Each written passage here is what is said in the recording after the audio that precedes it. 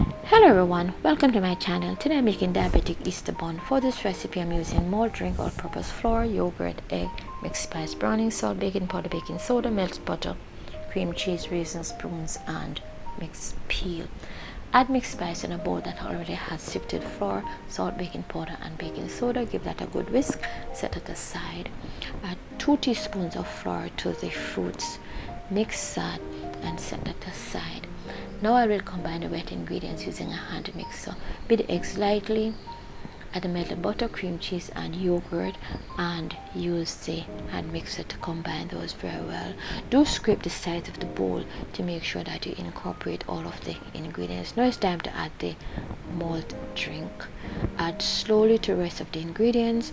Combine very well. Now add the flour in 2 parts. Combine that with the rest of the ingredients. Once you have completed that, then you will add the fruits. Add the fruits to the mixture and combine thoroughly.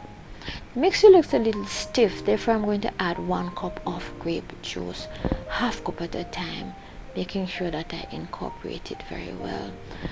Now it's time to add the browning. Add the browning, 1.5 teaspoons will do, and combine with the rest of the ingredients. Now let's check the batter to look at the consistency. It looks good, so I will pour that into 2 8-inch baking pans that have been greased and floured. Sprinkle fruits over the top, then knock the pan to get rid of the excess bubbles, and bake in a preheated oven at 325 degrees Fahrenheit for 45 minutes.